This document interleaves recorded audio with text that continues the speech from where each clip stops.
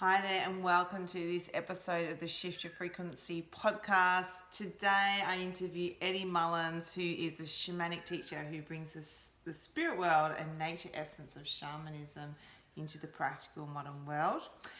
In this interview, Eddie goes over the importance of getting in touch with your own power and higher aspect of the self, and what that really means to truly embody our own unique wisdom, which we all have, and live from the heart.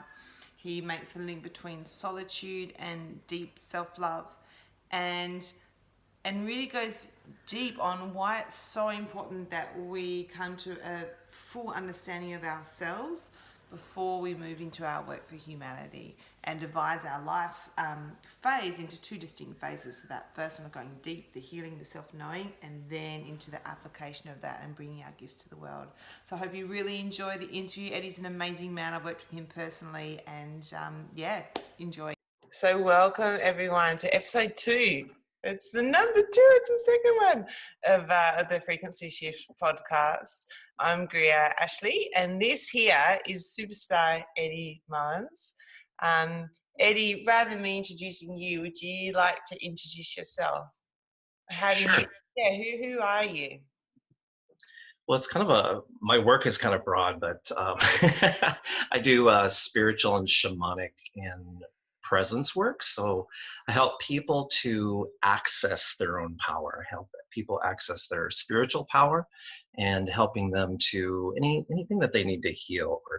So my essence is bringing the spirit world and the nature essence of shamanism into practical awareness into the modern world. So also connecting more of the ancient alignments, whether those be modalities or just finding one's own inner truth and bringing that into the modern world, because it really isn't any different. It's just bringing it into our time. So I call myself, I don't really have a title, I just call spiritual teacher and shamanic teacher, because it's what I do is it's just never ending. So hopefully that answers the question.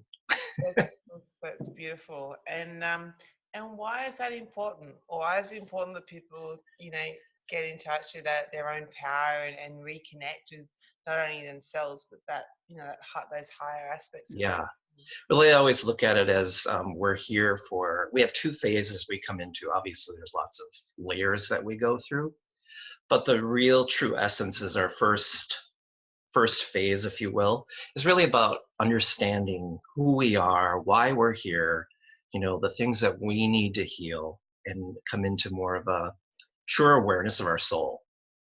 Sometimes that's called soul, sometimes that's called true nature, and just being able to open and expand that so we can understand to the deepest level who we are from a source creation level. Because really, ultimately, and then the second phase is really all about the work for humanity, because that's truly why we're here. We're not here for individual self, which is what we do in the beginning phase. It's really about stepping more into understanding what am I here to bring into humanity to help empower, raise that vibration. Obviously, in the world right now needs a lot of compassion, love, and understanding to bring humanity up to another stage of vibration. So that's what I would say for that. Yeah, beautiful.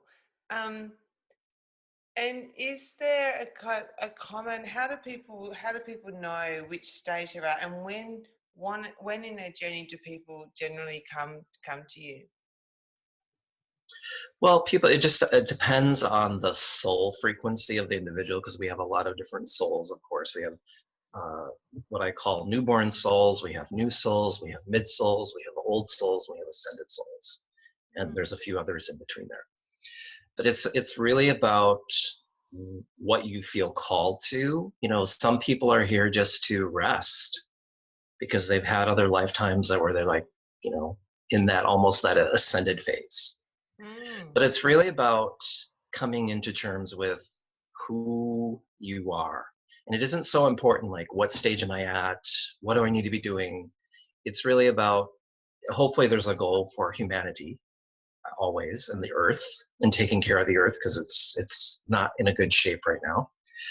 So it's more about what do you want to bring in at this time and understanding. So that piece about self-care and self-love and moving and operating through your heart and being able to bring that into the world. And that helps you kind of operate from what stage you're at. There's always family issues, and there's, how is that affecting me now? What has been derailed? So being able to look at perspectives as a shamanic practitioner, I look a lot at, when I work with people, is where is the origination of the issue that keeps returning? So it's more about journeying back to the origination. Sometimes that's this lifetime, sometimes it's perhaps another lifetime. Yeah. But it's about bringing that into perspective and letting that be the main goal of that. So being able to break that down, being able to bring in those patterns and look at where we truly are right now. Yeah. And and you can guide me if this isn't exact like a moment, but it reminds me. So for those who are watching, I came across Eddie last year. I don't know how you came to me, Eddie, you and your shamanistic ways, but I think I was on Facebook and I must have seen a link. So maybe it was through a Facebook ad or something, but I Probably. hadn't heard of you. And then within 3 days, I had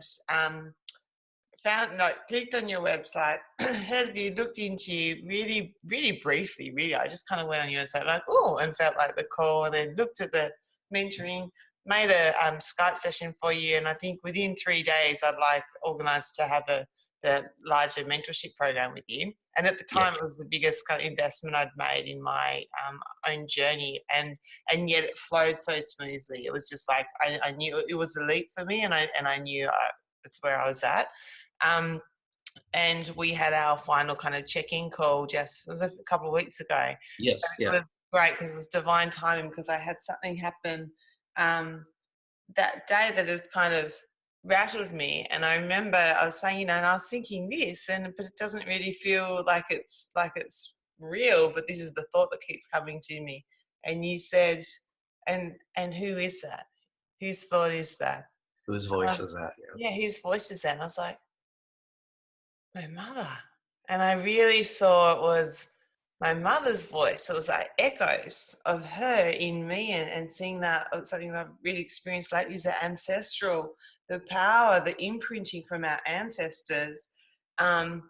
And even for me, having been raised in a Christian household, that was very loving, and it was non-dogmatic, but it was a big part of my belief system. And so I realize now in my spiritual, beliefs, like in my paradigm now, I will often refer to creator or sometimes God, but using different words, spirit. Yeah.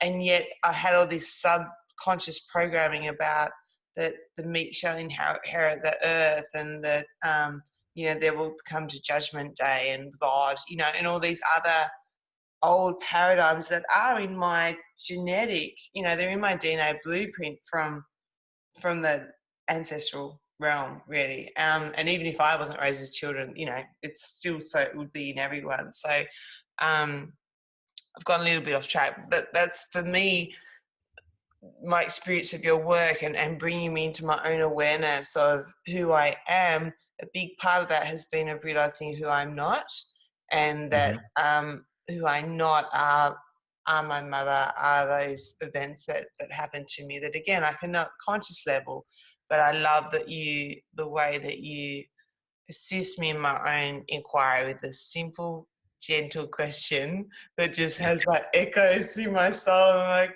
oh, and it's like, whoa, massive, massive light shine. Yeah. And that piece about whose voice is this, I think that's a pivotal part of healing, because it's whose voice is it, and then patterns that may come in and you may be pondering, well, this isn't really me, or this doesn't feel like something that I would do. And it's something perhaps that's, like you had said, passed down. So we always have to look at that internal voice, because we have the spirit internal voice of our own spirit, but we also have those voices of whether that's a parent, whether that's a teacher from the past, or whoever it might be, is to really explore that. And that's why meditation is so important. That's why connecting with nature is so important, so we understand what is our own energy. Because oftentimes we say that we understand our energy, but until we start to spend time with it and really process through what is this really all about. That's why I'm really passionate about having a deep, intimate relationship with the heart, Mm. because the heart is really you, especially the back of the heart and moving through all that piece. But just really looking at that voice, that when an issue comes up, is it you living, your mother's experience, your father's experience, your grandmother, grandfather, whoever it is, being able to look at this, say, this isn't mine to take care of. Mm. Mm. Because we always have to come back to that really simplistic awareness that we all have our own experience and we're not responsible for others' experiences. Yeah. Obviously, humanity wise, collaboration there, but not individually. Mm-hmm. So it's just important to always return to that, because sometimes we forget that, especially with family, it becomes Yeah, difficult.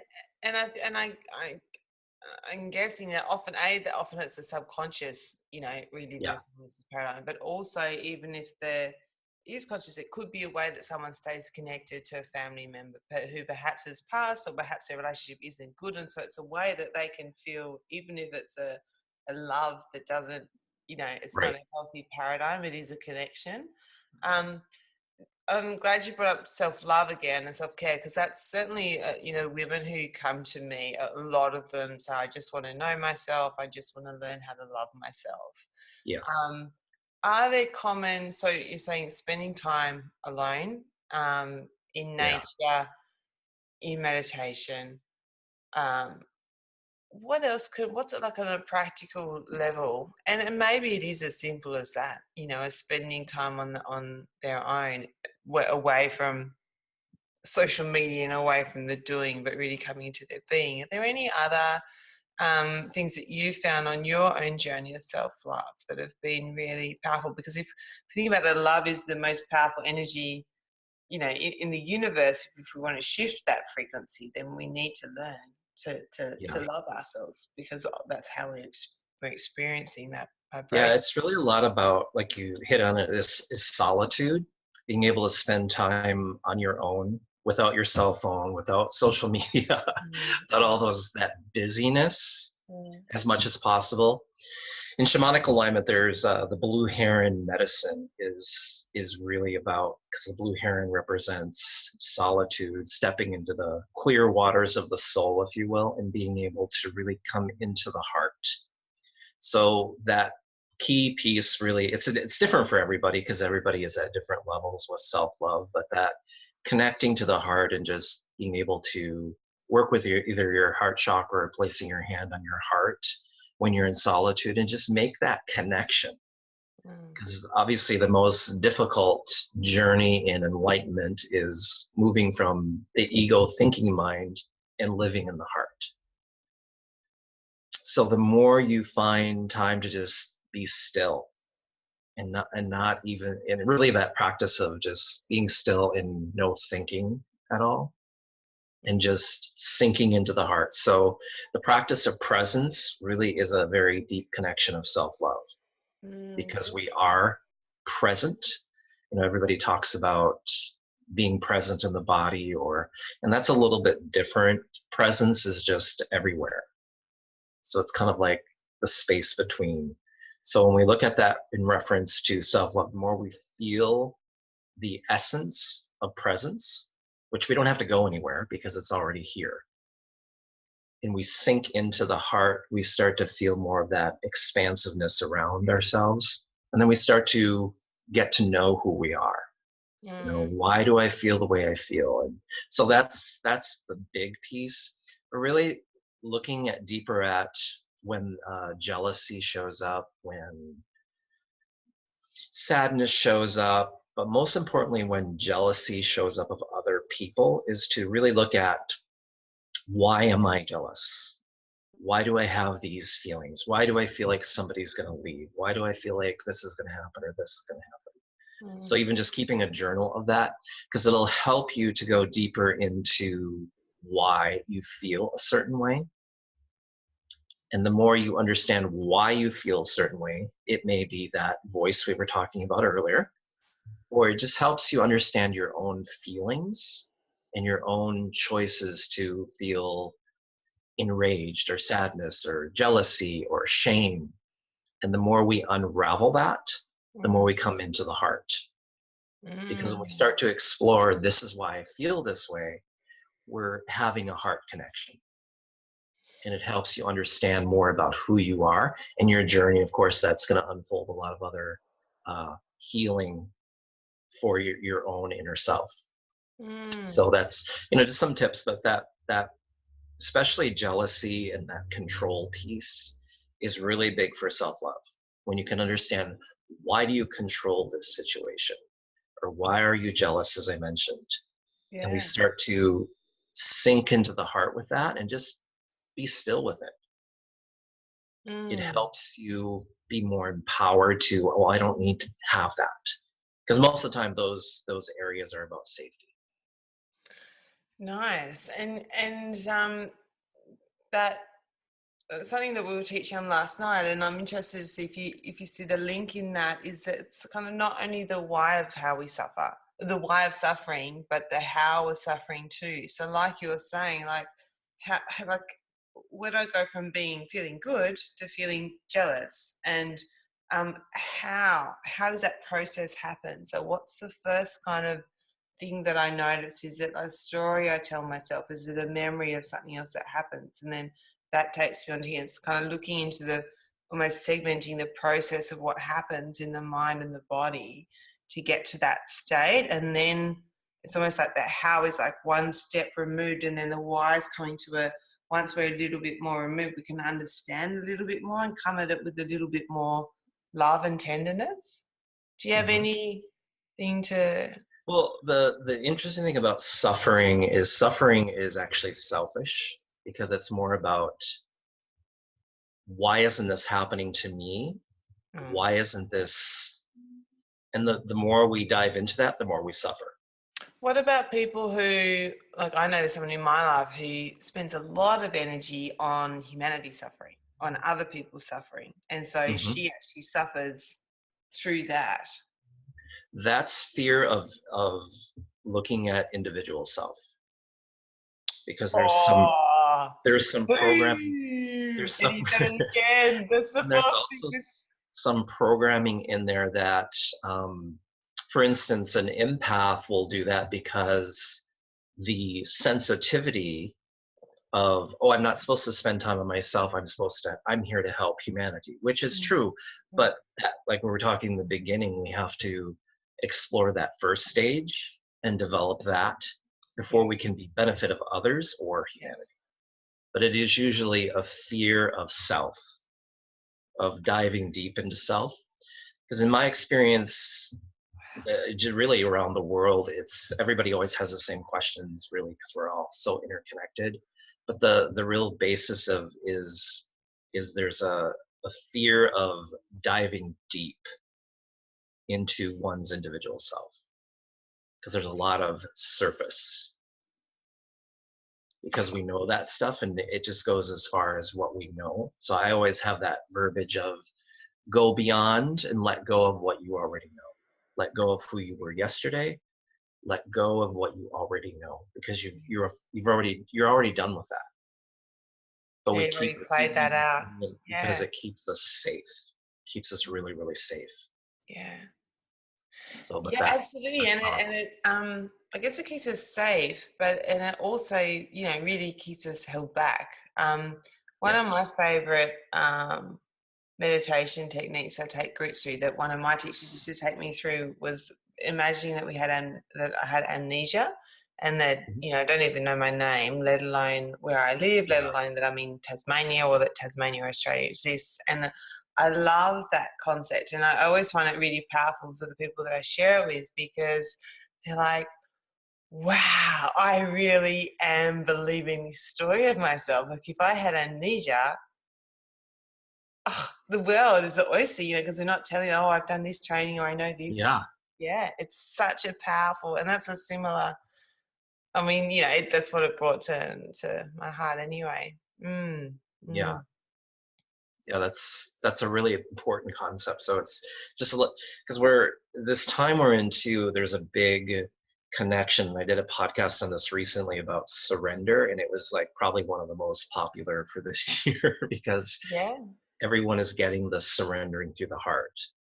However, that's showing up for them.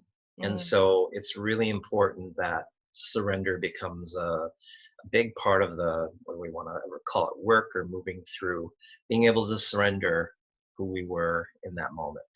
So that that moment of now or presence, just being able to move through that.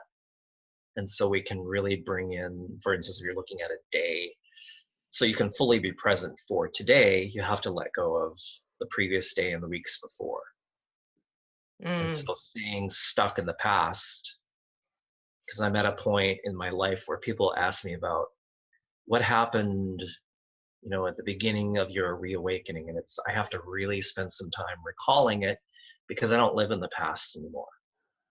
yeah. I was obsessed with it for a large part of my life. Mm, But now I'm at a point where I don't. And with this whole container, I think people are connecting more that time is being connected to differently. So it's mm, easier to let go of the past, is mm, my point. So that mm. surrender piece is hugely important in this year, at least the first part of the year. Beautiful. And that was, and again, there were a few little, not little, massive, a few simple yet massive wisdom bombs that you shared with me during our mentorship. Um, and one of those was that of surrender. That's one element of the surrender. Can you share, and maybe there's multiple, but in your own words, that concept of surrendering, of letting go? So I used to, before working with you or being supported by you, I thought of surrender as kind of the letting go and the release. Hmm. Whereas through your mentorship, I really saw or experience surrender now as like this, it's like it's like a letting go as much as the moving forward, but surrendering into like knowing, right, this is my leap. That's what I've got to do, but it is actually a forward movement, and it's like this. It's surrender that liberates us to move forward, as opposed to just I'm just going to surrender, let Yeah. go, and just hold back here. Hmm. Yeah. So surrender, obviously, it's different for everyone. It just depends on what it is. But oftentimes, what we do is we group surrender and letting go together, and they work very well together, but they mean two very separate things. So surrender usually comes first because you have to have something to surrender first. Mm, And so I always look at surrender as like taking, they're either in a flower garden or a vegetable garden, and uprooting the weed, if you will, that's cutting off the nutrition for the plant or the flowers or whatever it is. mm, And you would always grab it at the base and pull up so the roots and everything is going, so that's getting to the root cause. So surrender is about getting to the root cause and being comfortable with, if this is gone, will you be okay with that? mm, So it's being able to ask yourself the question, because it's one thing to say, oh, I'm going to surrender this, but now I have this big open space that I usually just want to be present with. But if I feel I need to fill it with something, usually it's going to be filled with the same issue. So it's more about being comfortable with that no longer being present, even though sometimes what we surrender is toxic, but there's still a relationship. yeah, So the more we can maybe take pieces of that, but it's more about uprooting. What is the beginning story of what you're trying to surrender? What is it derailed? And what will it bring to your life if you remove that? So it's kind of like going through the phases of the wound itself is what you're surrendering, then moving into the derailer, the story, so to speak, that it's created in your life, then moving into what's called the moment of grace. and looking at what is that bringing to you when you choose to simply let go and see the way of your life unfolding. And then there's a treasure piece, and then being able to be okay with that and realize that you're much better off without this. So then that's the letting go stage. Mm. And then you just let that be, and then let the space be open and the unfolding of what's next. Yeah, and I think that allowing of open space is the missing piece for so many of us today and maybe it's been Yeah, throughout humanity, but in this yeah, day where we literally I can after this call jump on and get anything I want, just order it and get it delivered to me tomorrow. It's yeah. yeah, and yeah, nice. It's really, really good. So what if you had, if you had a megaphone and in this moment you could speak into the mind and the heart of every being, human being on this planet, what is it that people, if they were to truly know and really embody, which again is something that, you mentored me through taking the idea into like this knowledge and then actually embodying that wisdom. What's Hmm. what is it that you're like, Yeah. know this? What would be the greatest gift to that soul? Or that is there a common thing that if everyone got, there'd be world peace? Or is we are all different yet so similar? Yeah, the biggest thing is, I No mean, pressure, but our like it's a way loaded humanity, question, but is on yeah. you. So it's really about understanding that everybody has their own sacred wisdom and knowledge. And that's going to come through your heart and your soul and doing your healing work. But it's being able to move through the ebb and flow of that. But I would say the biggest thing is letting go of control. So control, we usually when we talk about control, we understand the toxic must be this way, or all the stuff that's going on in the media around the world is all about control. But Mm, it's really more about those pieces that we've been taught in even a lot of spiritual teachings. Like one of the thing that drives me kind of over the edge the most is thinking. We're using that word a lot, thinking, and we're not explaining we have the heart, we have the ego thinking mind, and then we have the divine mind. mm, And so we're really talking when we say change your thinking, change your life. We're talking about the divine mind, but we're accessing the heart hopefully first.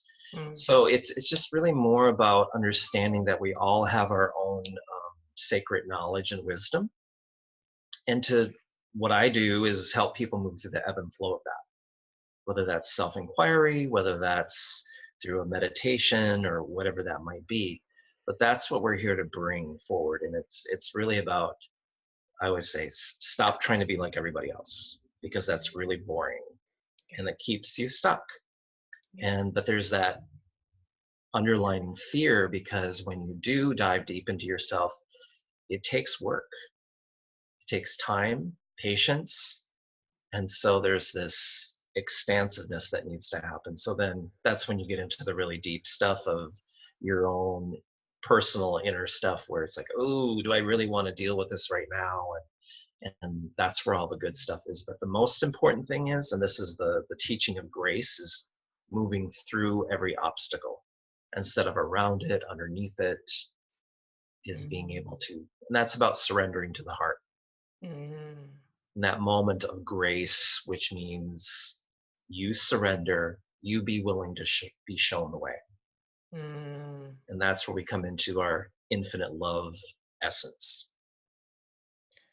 Beautiful. And it's almost as if my sense is like we've got to surrender that control, that idea, that belief, Yeah. that and disentangle us from our tribe and everything that we thought that we wanted, Yes. which is why it's kind of not bringing us fulfillment that we thought it would be, because it was that mind. It's almost like Yeah.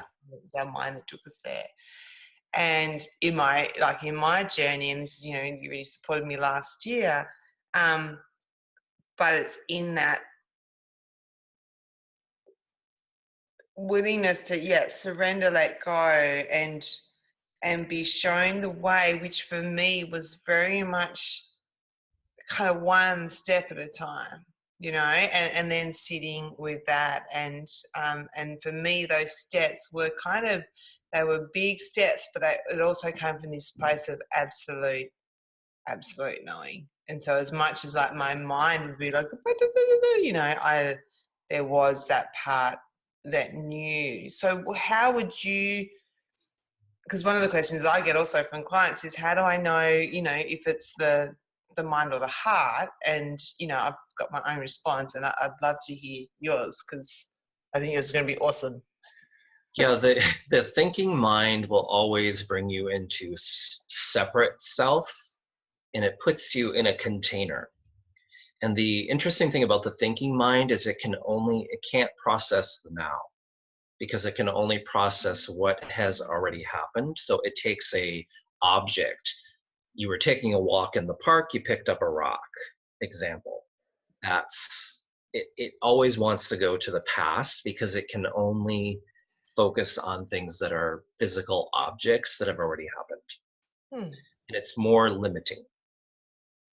Where the heart is more feeling based, but the heart has an intelligence too, and it's just unlimited.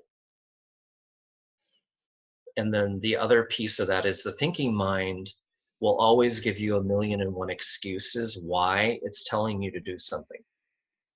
Where the heart will give you a lot of feeling, but real short, maybe one word or one expression. And that's why the heart and the divine mind work really well together, because usually you have to process through the divine mind based on the heart wisdom, because it's very, very expansive. So that thinking mind is always going to put you into separate, what's in it for me, or separate self, separate self, separate self. Oftentimes, and there's a lot of alignments happening right now where people are kind of shifting into ego just a bit. So you hear a lot of I, and sometimes we obviously have to, when we're telling our story, it is about I. But when people are speaking, there's a lot of I this, I that, I, and that's separate self yet. So there's still a lot of thinking, because there is a concept that I always connect to is you can never heal through thinking, you have to heal through the heart. And so when you start to feel that big emotion or big feeling, a big expansion, and you can really look through it and seeing, okay, here's the feminine, here's the masculine, here's the unity, which is for humanity, then you've accessed the heart. Because the heart will always be healing, and it's never going to be separate.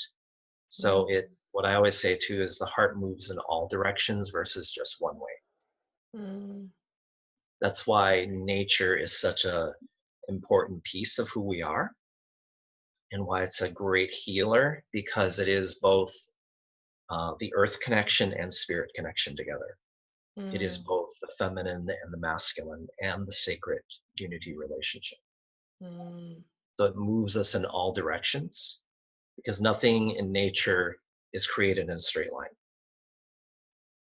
And so when we look at all the wisdom, all the knowledge that we are, we have to move in all directions forward. So moving all directions forward. How do you mean? Well, we always want to move forward, not backwards. Yeah. Sometimes we have to access information from back over there, just for the moment.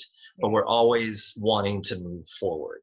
Some of the political stuff that goes on is 2 steps forward, 500 steps backwards. Yeah. Because that's what's comfortable. Yeah. That's that old way. So. Yeah. And would you say that the mind also, because, what I hear from my own experience also is that if I was going into that, but what did I lie? It is actually going to the future, but obviously it's projecting that based on the past, and it's normally going quite like the future. Even if it was later in the day, it still actually feels very remote from where I am, or maybe 10 years, but it feels really far away. Whereas the heart again will be leading to that next moment of presence, and it might have a grander vision, but it's like you can feel the energy of that, like it's a pulling into the now. Yes, because the heart is always going to lead you to the openness of presence and the Mm. now and all of the words that we call that. But it allows you to arrive versus set you back, because the thinking mind always wants to keep you small and separate, because Mm. it's always in fear, and it's always, and you can look at that and what do I want to do with that? Okay, I want to expand that. What And about the so people who, sorry, what about the people who are like really like goal driven? They want to get the top of the whatever, and they want to, meet their sales targets, and they, that kind of energy when it's about self, but it's actually not being small. It's, well, supposedly, it's still those big goals. So how does that come into well, play? it still would be heart driven in that essence, because you've got a goal or whatever, but it's leading forward in healthy, loving ways versus what's in it for me, what's in it for me, what's in it for Mm, me. yeah. And then Yeah. it's moving forward, which and sometimes in those areas they get a little bit egoic, because it is Mm, about competition, and the heart isn't about competition. So mm, mm, mm, so it just takes you a little more looking at direction. What direction do you want to take? What do you want? Do you want to feel that as an expansion, or do you want to feel that just as egoic, separate, me? yeah, nice. Because we do live in a very, as much as we're moving forward, we do still live in a very what's in it for me. Yeah. Yeah. And so that's what needs to shift. No, and so like one of my beliefs and one of my experiences, and I'm interested if you feel this also, is that when we make a really big decision for ourselves, it really does come from the heart, even if it appears that it's selfish or that we're not thinking about others. But if we kind of really know, and this is, last year at the end of my marriage, I kind of got to that space where it may have appeared I was being selfish, and especially if there were children involved, but there was a part of me that my heart knew it knew that ultimately it was my highest path, and therefore it actually had to be the highest path of my husband at the time, and of our children. Do you follow that kind of thread? Because that feels real for me. Is that part of your experience, or do you have anything to Yeah, share? that's about setting boundaries through your heart.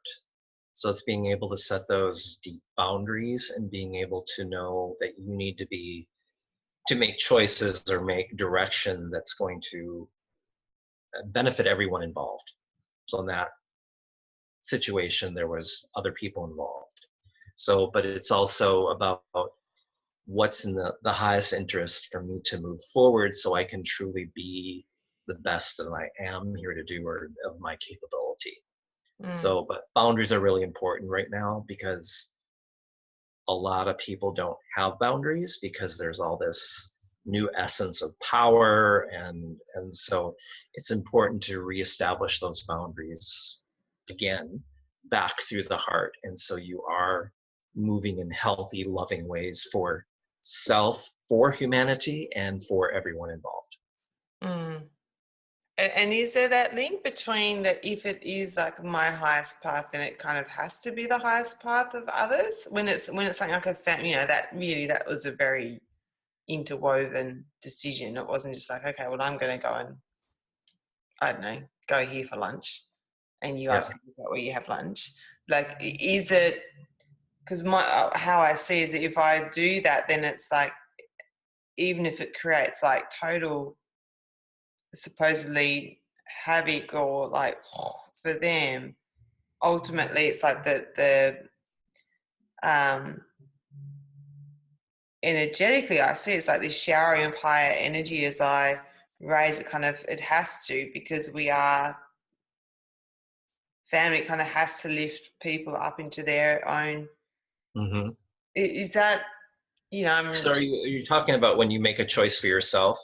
Yeah, when you make a choice for yourself and it feels like it comes from the heart, yet it also appears like it's going to have negative. My sense was that it was actually the highest path for them because it was the highest path for me, and that because we're a family, ultimately it's the mother of the children and the wife of the man that, ultimately it will actually lead to the highest outcome. And I'm interested in your sense of that, and is that a sign that in generally when we make decisions from the heart, even if the mind, it might look like we're being selfish or that we don't care, whatever, is actually the higher truth, that it is actually that it kind of has to be the highest path for everyone if it's Yeah, that's more of a self-love component where you're making based on what you align to your heart, because your heart and your thinking mind usually don't agree.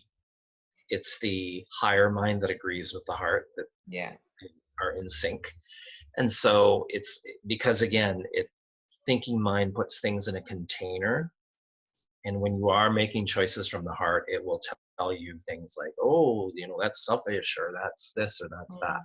So it's more about being able to look at that as that's self-love, or that's just an independent choice that you needed to make for yourself. And then even though it may feel like, oh, that's not collectively for everyone, and we will have times where we have to make those choices Okay, so it's not, so are you saying that it's not necessarily going to be the highest choice for everyone? for everyone, right?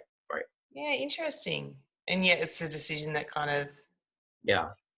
well, I guess it's a Technically, choice whether you make that decision. technically it is benefiting everyone. They just may not see that, or the Yeah, thinking mind isn't going to let you yeah, agree with that. yeah. But in the longevity, yes, it'll be of a higher vibration. Good. Thanks for confirming that. Yeah. Okay, great. So is there anything else that's kind of, yeah, it's coming to your heart that you'd like to share, Eddie? Well, I think that just the really important thing is to build that relationship with the heart, because there's such an deep essence with compassion right now. We look at just the alignments. Each year always has kind of a theme, but this first part of this year is a lot about accessing compassion while letting go of all of the connection pieces of control. And that doesn't mean we don't have some type of alignment of what direction we're headed in. It's just being able to let go. Because I heard something the other day that it always kind of bothers me a little bit, is the essence of creating our destiny. Hmm. I think we're in a space where we have to start really looking at, especially spiritual teachers, words that we use, because words are taking a very words that have direction are taking very separate alignments. Mm. So creating our destiny, we don't really have to. That's another control piece, because our destiny's already we've already decided that it's already set in place. Mm. It's those moments when we talk about destiny, because destiny is happening every moment.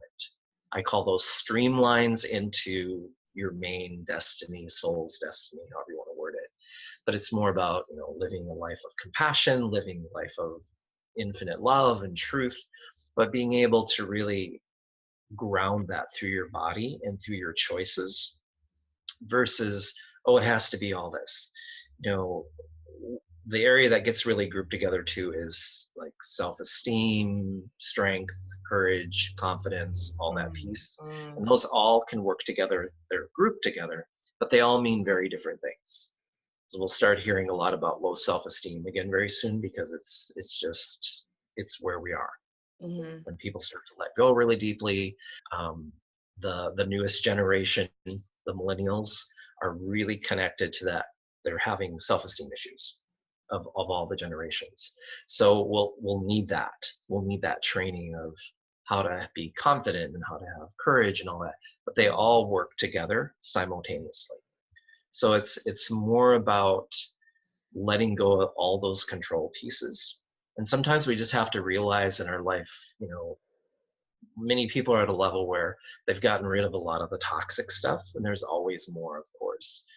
But it's like looking at what areas of your life are you complete with, and being able to let go of those. And those sometimes are compassionate and loving pieces, but you're just done with them Yeah. because you've received the blessing, you've received the lesson from it, and now it's time to open a space of more.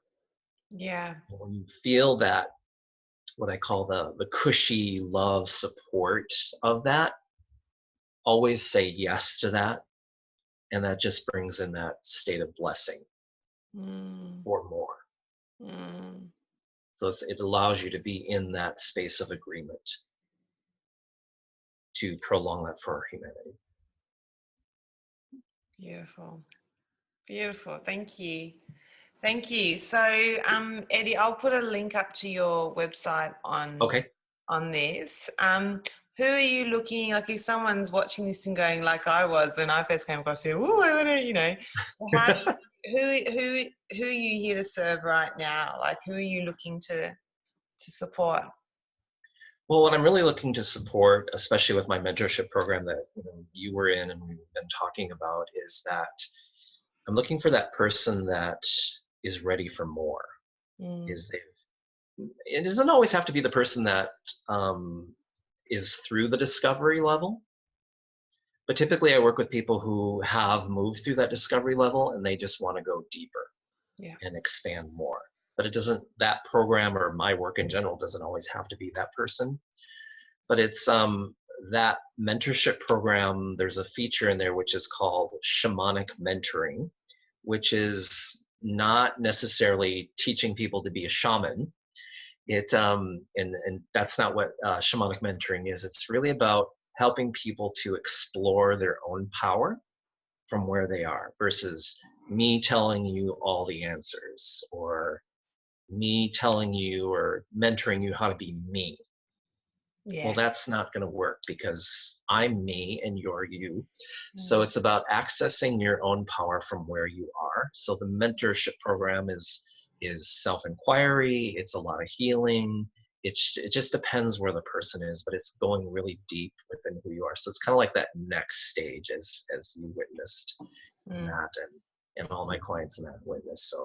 So I do have openings and it um so I'm always looking, and it's one of my favorite programs to help mm. people go really deep in their own experiences. So it's a program that helps you to understand more of who you are and arrive at it going much deeper than you were previously when we started.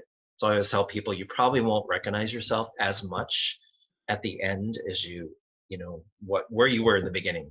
Yeah, Very, and very I've had different. so many people. I mean, it's been a 6 month thing as well, but I've had so many people say to me, "Oh my God, you look physically so different," and Yeah. that is it. And before you said the word arrive, I had the word arrive. That through our program, I really felt like I'd awoken, and it was like this remembering of self. And to me, one of the signs of really uh, a true teacher. And my first spiritual teacher was very much about this, and you've just said it. And it's very much in my intention to take it on is to really acknowledge the wisdom that is within all of us and support that person in learning to hear and explore and embody that own unique wisdom, their own unique expression of that collective wisdom, and to have Right. the self-knowing and self-love and Yeah. confidence, but it's to then actually live from that place and arrive. And that's how we really create our reality, or that high reality. It's like we arrive in this now where we Right. are our true selves. So, and you do that so well. Thank Um, you. yeah, your mentorship with me really has had a significant, it's planted these few simple, deep core truths that I now know and deep and remember from deep part of my soul, and I can really honestly say it's been life changing for me. So I Yes. do Yeah. encourage anyone who's watching this to check out Eddie, and you do like a Skype call to begin with, yeah, like Yep, a I can do it all check-in. over the world, so Yeah, it's not just limited, and I've yeah. even had interpreters come in too, for Wow. so we've done that too, so Right. Good. Awesome. Yeah. Well, which all is why we angles. can speak from Tasmania, and where are you? You're in California at the moment. Yes, California, Yeah. yes. Nice. All Yay. right. All right, Eddie, thank you so much for your time. Listeners, I'll pop his link, as I said below. And yeah, I do really, really Okay. encourage you Thank to, you so much, and thanks everybody okay. for watching. Yeah. All right.